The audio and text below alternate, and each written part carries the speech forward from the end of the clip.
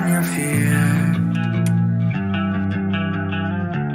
There's no easy way to hear.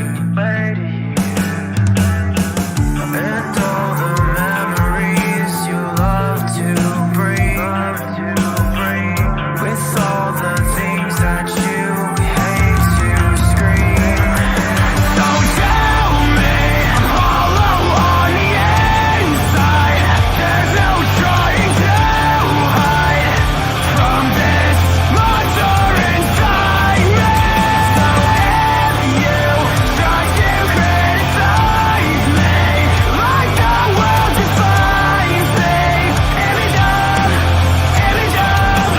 what I have become. Let's talk about the Cleveland Browns right now. So we wanted to touch on the game against Denver. And Derek, the game didn't go our way. However, we were texting throughout this game, and we got very, very excited. There's a lot to be excited about with this game. In particular, Jerry Jeudy. Yeah. What a game. What a game. Derek, I'm going to let you go on this first, because I know for a very long time you have been feeling like Jerry Jeudy is the number one receiver in the NFL. You've been feeling like he's been underutilized in Denver, that he has a lot of untapped potential, that it wasn't being shown. And you felt like he could be a special guy. And that game versus Denver, that was where we finally showed those flashes. So, Derek, how do you feel knowing you were right on the money with Jerry Jeudy, that he has that ability? Well, first things first, I've obviously been wrong on many things and many occasions. I'll get that out of the way. But this is one of those things that I could not be any happier to plant my flag on being right. Because Jerry Jeudy, Tristan, we've talked about it many of times. I've loved him since he was coming out of Alabama. I've loved him even in the bad years on the Broncos. I was of the opinion the Browns should trade a second for him. That's where I was at. That's how highly I thought of Jerry Jeudy. And there were people that still yet, after trading, what is it, a 5th and a 6th for him or a 4 and a 5 for him, still people that were upset about it, didn't make sense, he sucks, he's a bust. The dude is a extremely talented receiver, and he always has been, and I'm not going to say he always will be, because obviously everybody declines at some point, but the dude is legit, and there are a lot of people who failed to see that, but the reality of the situation is quarterback played a lot of it, and he's got a guy, even here in Cleveland. Let's not pretend that Jerry Jeudy came out and just started looking great day one.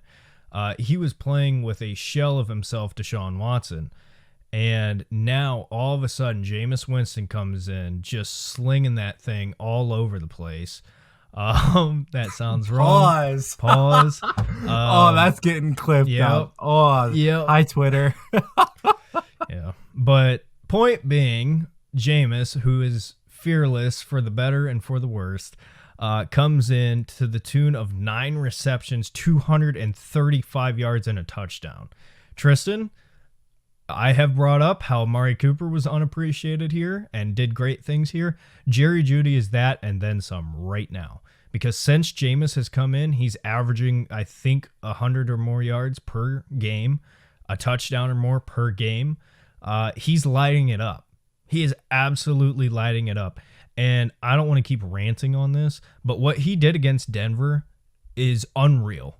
It is unreal what he did.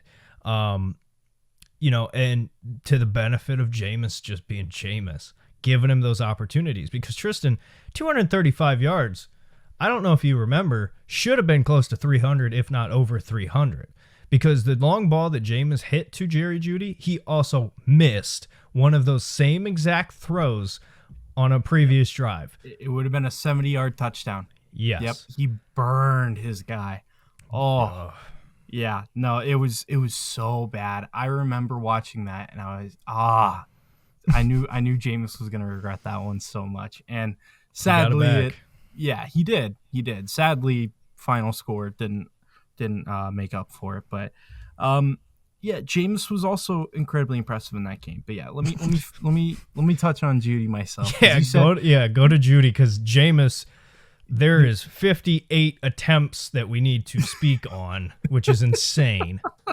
yes, and that is something that I definitely want to get into. But let me touch on Jerry Judy first here. So yeah, this guy. The last episode that we recorded, we were talking about a bit more about the future of the team, receivers in this draft, receivers in free agency.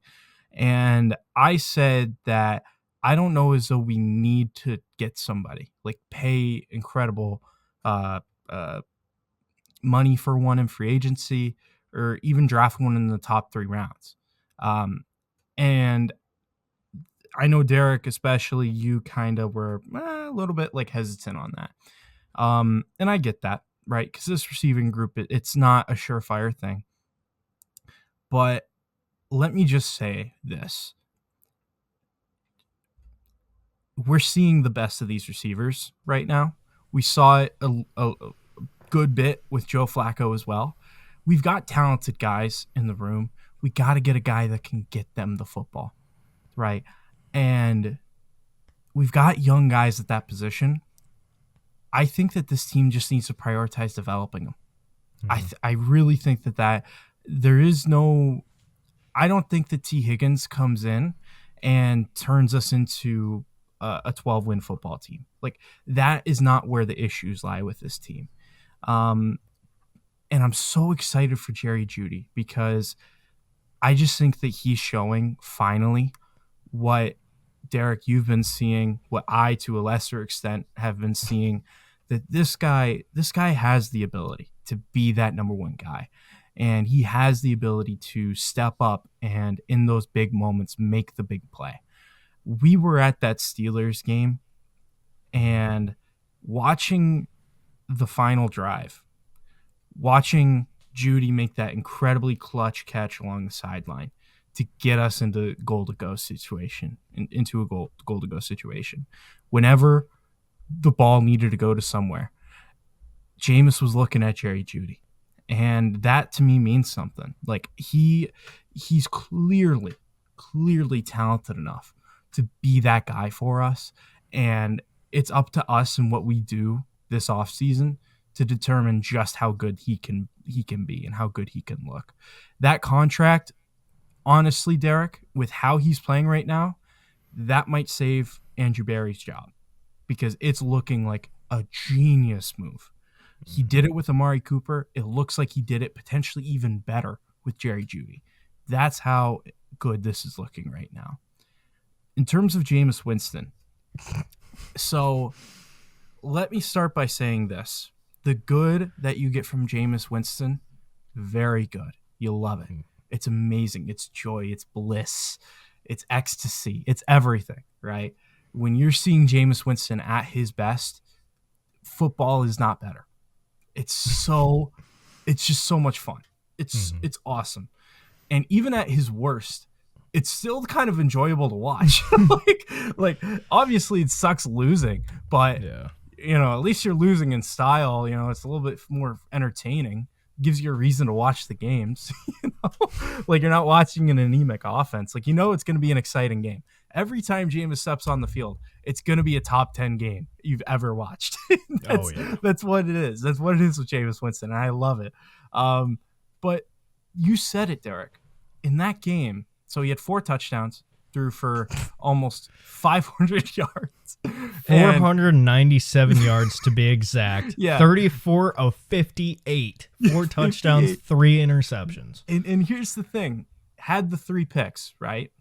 Mm-hmm. This is where I think Jameis Winston can be the bridge.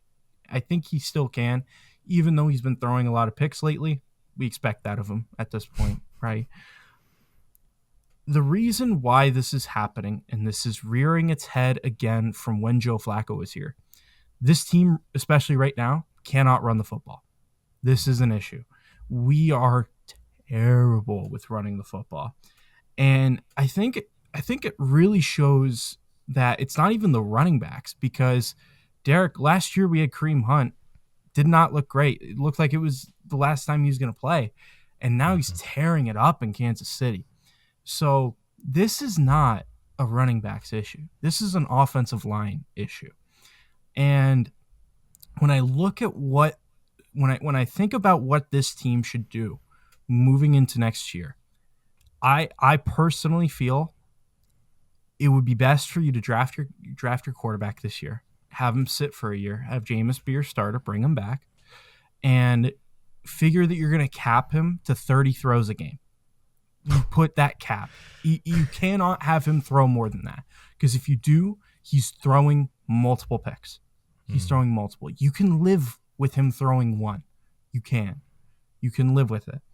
You can't live with him throwing 2, 3, 4. It's not going to work, right? But if you have a revamped offensive line, maybe you get another running back in there and you do a running back by committee. You recommit to the ground game, what made us so good in years past. That, for me, is the most important thing with this offseason, is reestablish your run game. And then that way, when Jameis goes back and he's running a play action, teams have to actually bite at the run. And it makes it way more effective in the pass game. And I think that Jameis right now, a lot of his throws, you see it all the time, a lot of them have to be tight window throws. And you can kind of see why this offense failed under Deshaun Watson, because Watson wasn't willing to make those throws. He wasn't wanting to be the guy that committed the turnovers. And that's why this offense was so anemic. Yeah. This team has to reignite the ground game. That's what this team under Kevin Stefanski was first built on, where we found our initial success. And it's what this division in particular, it was built on. And we need to be a good rushing football team. I just think that should be the focus going into this offseason.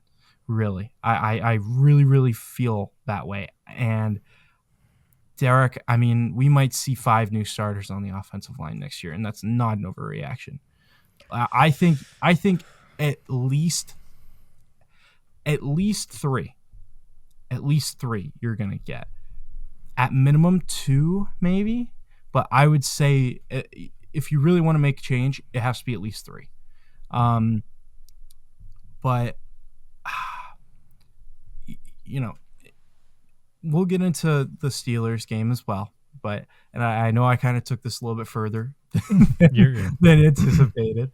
But when I watch that game and I look at it back, I watch that film, for me, it just shows all over what the issue is. And I honestly think, Derek, it's an easy fix. I really do. I really feel like it's an easy fix. I don't even think that you even need to fire your offensive line coach, which is crazy to say because your offensive line's been terrible. I just think you got to get him some better guys at this point. And that's crazy to say, but that's just how I feel. I just feel like you got to improve the talent that he has to work with. But that's my ramble. Derek, give me your thoughts in terms of Jameis in that Broncos game, what your kind of takeaways from that game were. Yeah, Jameis is absurd. He is the best kind of...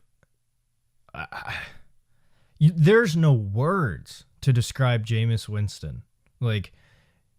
First of all, I want to say this publicly, or not even publicly, but just in general. I want to say, I respect Jameis Winston a lot. And I know he gets clowned on, and I know he gets hated on, but I respect him for what he says. I respect him for what he does on the football field. You got to understand, and I don't mean to, I'm not taking it this way, but it's just a fact. For Jameis to publicly, it gets joked about, but seriously, for him to publicly talk about his faith as much as he does, right? And then go on the football field and just play head on fire football. I love Jameis Winston. I love him to death. The dude is funny. He's a leader. He's good character. He's awesome. I think he is, like you said, the great of Jameis is amazing. It is amazing. But the bad of Jameis is also terrible. And you've seen that Jameis Winston roller coaster this season. And that's my biggest thing. Do I believe Jameis should be our starter next year? I do. But I agree with you in the sense that you have to set up parameters. You cannot just have him go out there and go wild, because you're going to have great moments, but you're also going to have the moments that you saw on Thursday Night Football. Because Jameis Winston, I'm going to say it one more time, 34 of 58. 497 yards, 4 touchdowns, and 3 interceptions. Now, Jameis in that game was brilliant and stupid at the same time. Like, I have never seen a quarterback just, again, slinging it, pause, like that, and then turn around and at the end of that game, throw some of the worst picks I have ever seen in my life. Like, genuinely, I don't know what his logic was. And I was watching the game with my buddy who's a Steelers fan, and we were both laughing, hysterically laughing, because it's like, I love him. Don't care if we win or lose at this point. But it's like, man, just as a football game, what are we doing? Like, what were you looking at? The last one just takes me out whenever I see it. Oh, yeah. There was no Browns receiver in the area at all. Bro, he threw it right to the Bronco guy. Like, hit him in the numbers. Like, perfect throw right to him. Like, what were you seeing? I love Jameis. Oh, I love Jameis. I love him so However, much. I will say this. The cute stuff right now is great, but we don't care if we win or lose. It's going to drive us crazy. So I agree with you 100% that you have to, we need a run game. Desperately need a run game. This is the draft to do it. Go get a running back. Don't sit and wait until the 6th round either. Get a guy in the 3rd, get a guy in the 4th. There's going to be good running backs that you can grab. And just kind of transitioning to the Steelers game, Jameis in this game had his moments where he was really good, but the bad, I think, is what sent it over, right? Jameis throws the pick, and the team just kind of gives up. That's what I got. I thought the defense played fine. Offensively, it was clear that the Steelers and their pissed off, fake, tough attitude came out and tried to play with their hair on fire on defense, and it worked. But the Browns were still very much in that game until Jameis threw that pick, and then Kadarius Toney is a joke of a football player. And listen, here's the thing. Love Jameis Winston to death for all of the good and the bad. Kadarius Toney has the entertaining side of the good, but he is just bad. He is not a good football player in any sense of the imagination. Like, you can't defend a single thing. And we put him out there on kick return, and it's like, okay, you got one job. Catch the ball and run straight. You're fast. You're shifty. You should be able to do it. What does he do? Muffs the punt. It's like, what are we doing? I know he was a first-round pick. I know he was great coming out of Florida. I get it. I do. But at some point, Andrew Berry, you have got to stop trying to turn the hoes into the housewives. And I'm sorry to say it that way, but it's just the truth. Like, Andrew Berry, a couple times, Malik McDowell, not even going to get into what he did. With Kadarius Toney now, and there's countless others. And sure, it works, right? But Jerry Jeudy, at least you could see. You could see he was talented. Kadarius Toney, what has he done? What has he ever done? I'm going to shut up or else I'm going to keep going. But point being, the Steelers game was bullshit. And it is what it is. We're trying to lose at this point. But yeah, we love Jameis. And I just want to make this clear. Win, lose, or draw, this is a pro Jameis Winston place because he is best for business. Yeah, absolutely. Like, I for all the terrible stuff that Jameis Winston does, like, we have been living with such a dark cloud with the Deshaun Watson stuff. And it's like just completely different vibes with Jameis Winston. Completely different. I think that you got to keep him around, even if it's just for that. because if this team sucks next year, there'll be a lot of people that are upset. But Jameis Winston might be able to help with that a little bit. Like we're seeing that right now. Because if our offense was still terrible to watch, Derek, this would not be a very, what's the word? Safe place. it just wouldn't. Like when the offseason comes, there'll be a lot of conversations in particular about Deshaun Watson, about the negative stuff surrounding this team. But those conversations would be happening now, and they'd be happening a lot more angrily if it wasn't for Jameis Winston. So I think that he absolutely should be back. I'll go as far as to say there'd be a different head coach right now. I don't know if I'd go that far, but it certainly it wouldn't be out of the realm of possibility. So we'll say that, you know. But yeah, looking at that Steelers game, again, it was just a clear indication of what the issues were. It's clear that Jameis Winston, I don't care who your quarterback is, you can't rely on him to throw the ball that much. You can't win a football game when your running game is that bad. It's not going to work. So really, I'm looking at this team, and what does this offense look like under the early days Stefanski offense, where a lot of run, a lot of play action pass. You know, what does this look like with Jameis Winston? And I think it's a good offense. I really do. I'll be intrigued to see what we do this offseason. Certainly, there's going to be some bidders for Sam Darnold. I don't know as though I see that for us. Yeah, it's interesting to think about where this team could go. But yeah, I think when I look at that Steelers game, it's a lot of the same stuff with the Broncos game. Like, sure, we got the very, very explosive plays in that Broncos game, which was great, but the issues, the reasons why we lost were the same. It was the same stuff. So, honestly, like it's really just kind of rephrasing it. And you know what? I would be more upset about that loss, but we already beat them once, so who cares? So, and that game was actually Thursday night. That was a Thursday night game. So you know what? Even better. Mm-hmm. Even better. Yeah. More people saw us beat them, so I'm fine with it. But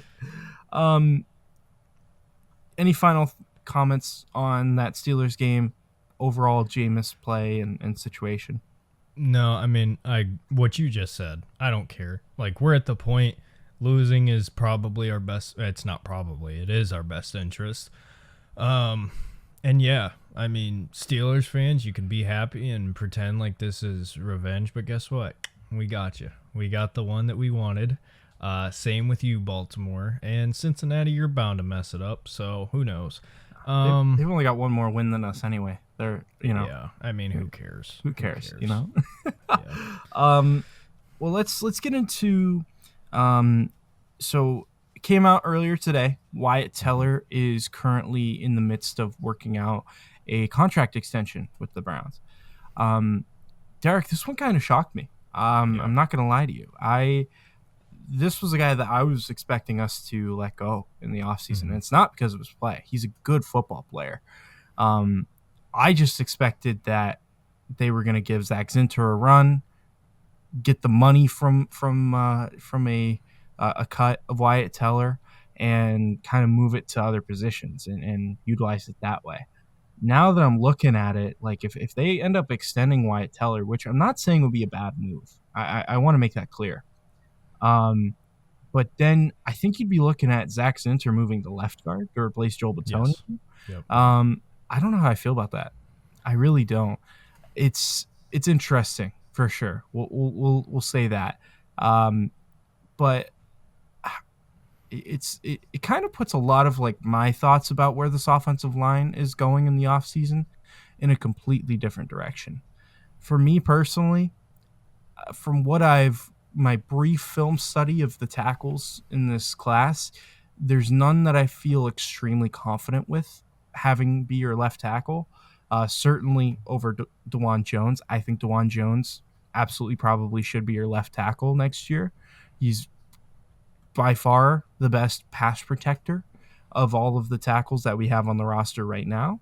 And I think that he deserves the opportunity to be a left tackle for us. And if that's the case with Wyatt Teller, at least in my opinion, you're looking at DeJuan Jones and Zach Zinter at your left spots. And then at center, question mark. I don't think Postage returns. Right guard, Teller, and then right tackle, who knows? Like that's kind of where I'm looking at this right now, Derek. So what are your kind of just general thoughts on Wyatt Teller potentially being extended? How do you feel about it? Do you think it's the right move? So when I first heard it, I was like you. I was kind of shocked because it doesn't make sense. Like initial reaction, it does not make sense. It does not make sense to bring a guy back who is a little bit older. He's not old. He's not Joel Bitonio, but he's on the older side. He's got a big cap hit. It just logically at first, it doesn't make a whole lot of sense.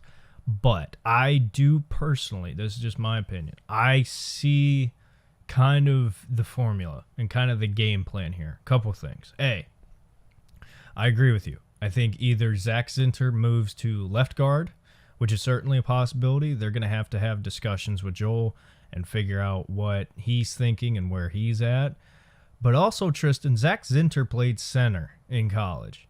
He played center in college. I think there's a chance that they are looking at this and giving themselves some flexibility to where instead of saying, hey, we might have to replace a guard, another guard, and center, they might be looking at it as, hey, and I told you this when Deshaun Watson and that whole stuff went down. Get ready, because the backloaded contracts are just going to keep coming. They're just going to keep coming.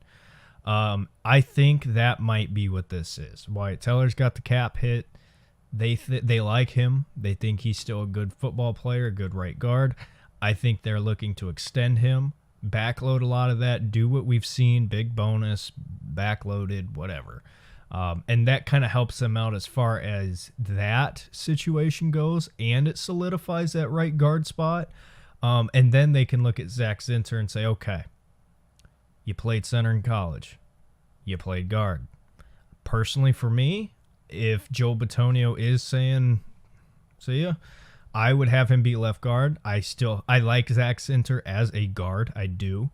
But I think, because we got to understand, Luke Whippler is there too. And I don't know what he's going to be. I don't know. That's a huge unknown. But if the Browns are doing what I think they could be doing, it makes a whole hell of a lot of sense to keep Wyatt Teller so you have that right guard spot locked up. Then it's just, where do the pieces lie? Do they think Whippler can be the starter? Okay, cool. Then Zinter's playing left guard. If they don't think that Zinter can play, or if they don't think that Luke Whippler can play center, then you can put Zinter at center. And then, hey, guess what? And I know this is an even deeper discussion, but let's just throw out this avenue. What if the Browns take one of Will Campbell or Kelvin Banks in the first round? A lot of places don't view them as tackles. I do. I think that Kelvin Banks is a tackle. That's me. Will Campbell, I can see him playing guard. I could. And I'm not personally drafting an offensive guard that high that we're going to be at, so I would go tackle. But I think they're giving themselves the flexibility and the versatility of, hey, we like Zinter. He's still developing, and he can work at either position. And this is kind of working him in and getting him up to speed while keeping some stability. Because right tackle, who knows? Left tackle, probably DeJuan. But depending on where we sit at the end of the season, where the top of that draft looks, is going to determine a lot. And the Browns are going to have to decide, are we going to trade up for a quarterback? Are we going to trade down to get more? Are we going to sit where we're at and take a receiver or take Abdul Carter or take somebody like that? Or are we going to sit there, makeshift this offensive line so it works out, and then draft a guy to really get it more solidified? That is what I see. That is what I see with this contract extension. Because for me, Tristan, outside of that, doesn't really make a whole lot of sense. That's just me. Yeah, well said. Honestly, I completely forgot Zach Zinter had played center in college. But if the Browns are looking at it as they feel comfortable with him at either left guard or center, whichever position they feel like would be better to address or easier to address, and that they feel he'd be best at, I can't really fault them for it. And I get what you're saying too, because if you decide to cut Teller and then Joel walks out the door, sure, you got Zach Zinter who will play one of those spots, but you still have another one of those spots open, and you have center open. Not to mention whatever the hell's going to happen at your tackles. So to prevent turnover, I could see them wanting to keep Wyatt Teller, and I could see why it makes sense, especially considering that, Zinter can run center. And then who knows with Joel? Who knows? Yeah. But he's the wild card. Yeah. That's the domino that's going to determine how this is going to sit. I think he retires personally. I think this is it for him, but we'll see. But yeah, I it's really interesting to think about how now that we're getting closer to the end, 4 games left, what's this going to look like in the offseason? What conversations are we going to have?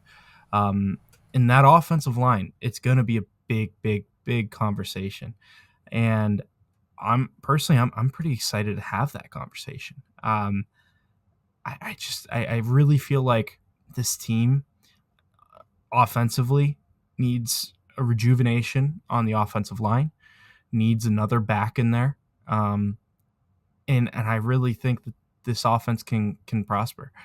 I will say this now.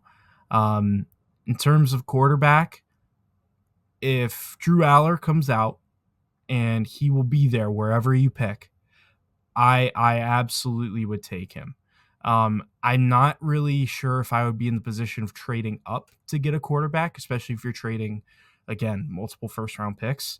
I don't think we're in that position yet where we can do that, and we feel that changes everything for us, especially with the issues we have with running back, with offensive line.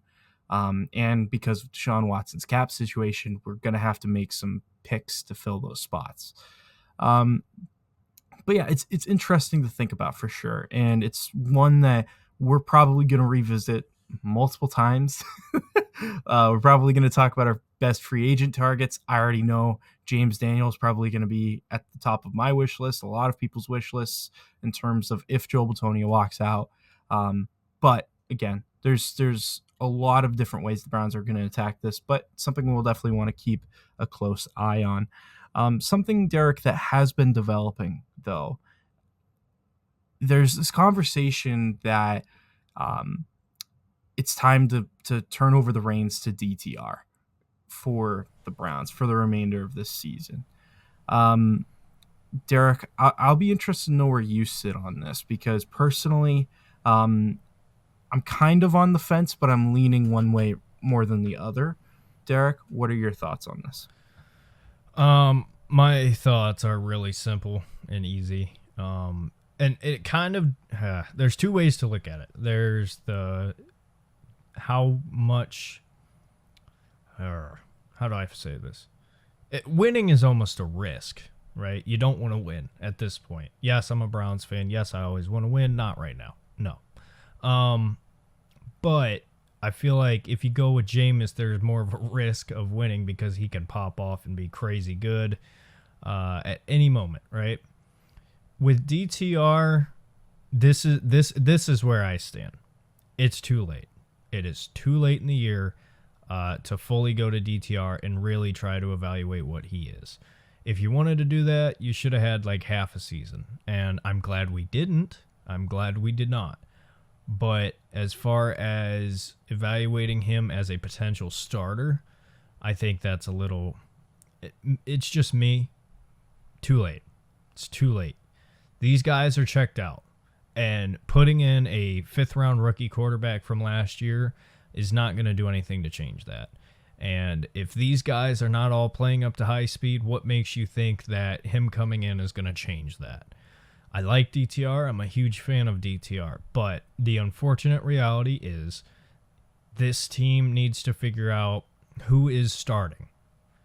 Who is going to be the day one starter? Because even if you are a fan of Deshaun Watson, he's not going to be ready. And the answer to that question for me is Jameis Winston. And by starting DTR, that just gives you less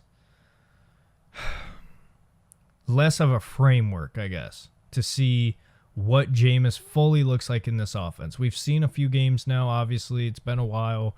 He's looked good. He's looked bad. In my opinion, give it the rest of the year. Just continue to see. Continue what he looks like with your receivers. And that's a big thing, too, building chemistry. This team's not going to have a whole lot of switch-ups and changes as far as offensive weapons go. Right? Cedric Tillman, Jerry Jeudy, those guys are going to still be here. I want to see how much of a bond, I guess, and how much of a connection Jameis Winston can build with Tillman, can build with Jeudy. It's looked great so far. I think that needs to continue, and I think that's in the best interest of the team. Not fair to DTR. I think he's been screwed time in and time out here in Cleveland, and it sucks because I'm a big fan of the kid. But we have to look in the best interest of the Browns right now, and I don't think the best interest of the Browns is trying to see what you have in DTR. Yeah, certainly here's where I'm at, right? Is I understand both sides of the argument. I completely do. And I think it's a worthwhile discussion. The way I see this is I want Jameis back, right? I really do think that he's shown enough that he can be a bridge guy, especially, again, if you're going to manage him. Jameis Winston's not a game manager. You have to manage him. But if you can manage him, you can win football games. I'm convinced he's shown us enough that he's capable of helping this team win football games, capable of making big time plays. So for me, I think where I sit is, yeah, keep Jameis Winston in. The other thing to consider is this team right now, it's kind of like in a weird spot because it's a little bit bittersweet, right? Because we saw how anemic the offense was under Deshaun Watson. It was a nightmare. It was hell. It was terrible. And then with Jameis coming in, there's a lot of turnovers. But it's exciting, right? And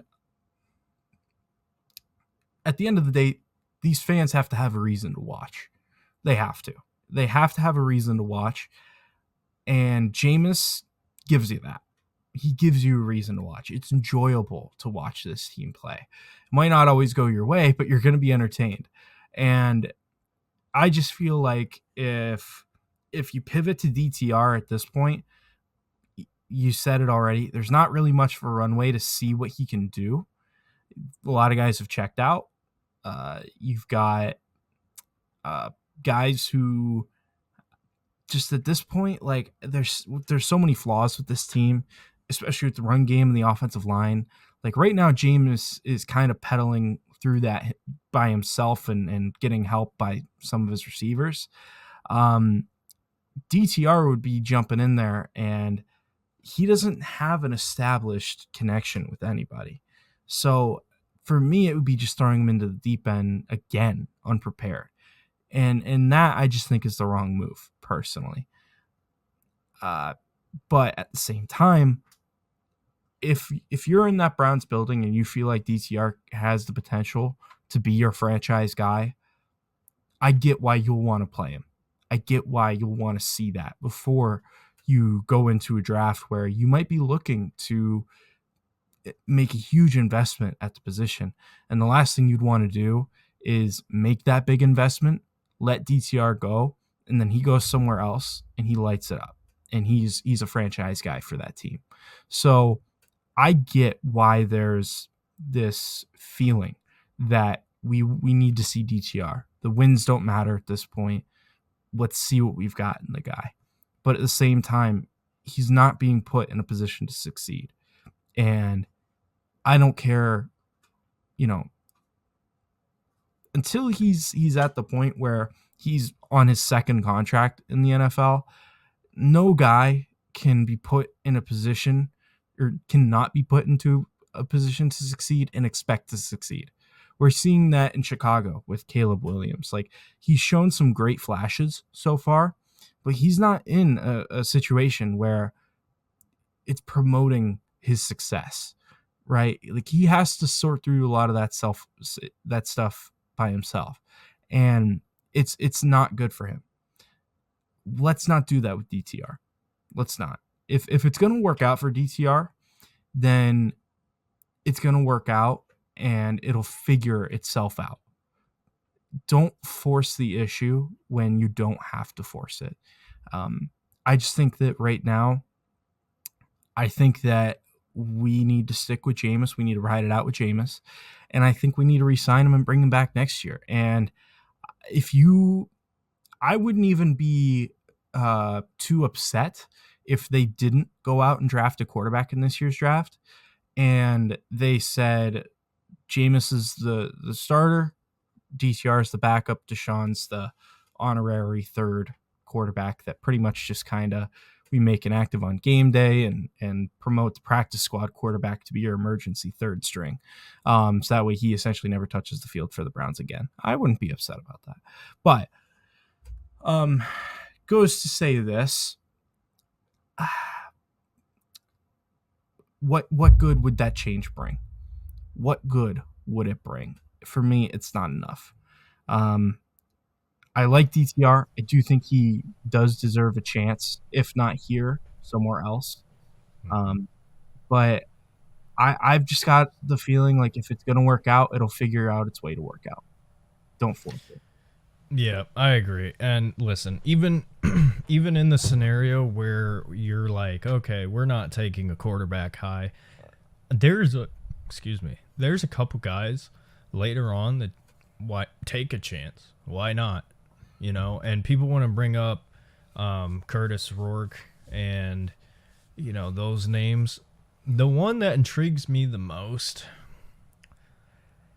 and I'm not even that high on the guy, but he is flat out balling, and he's going to go late.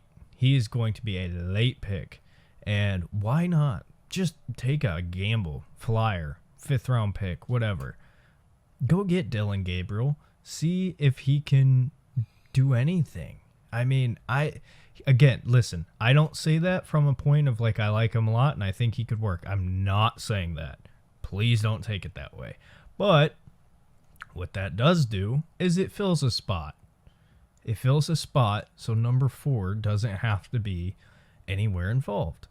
And, DTR is great. He is.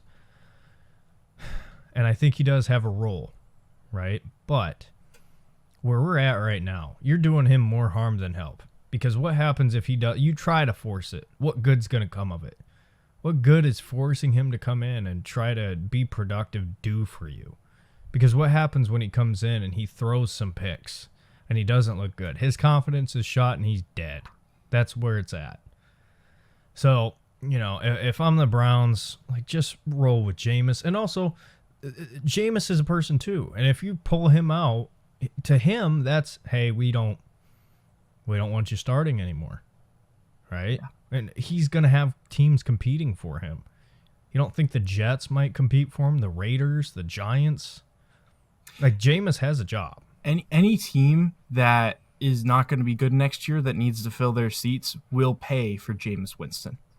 Yes. They will pay for Jameis Winston because even if they're not going to win, he's going to make games entertaining. He's going to put butts in seats. So, but honestly, like I think that he has the chance to win here. I Yeah. do. So yeah, I'm completely on board with what you're saying there, Derek. But before we wrap up today, did you have any other final comments on Jameis Winston, future of the Browns, anything along those lines right now? Nope, I'm all good to go. Sounds good, boss. Well, hey, you know what? Browns play the Chiefs. We'll see how that turns out. Gosh. Honestly, Derek, I'm gonna say this now. We could absolutely get smoked. I would not even be shocked if we beat them, just because I don't even know what to expect from Jameis. like Jameis Winston, if he has another like masterclass, like who knows, man? Who knows? The Chiefs' offense is not that great. If it's a boat race, we might be able to beat them. That's Maybe. crazy to say. That's crazy to say. But regardless, I cannot wait to watch the college football playoff. Can't wait to talk more about prospects and future of this team.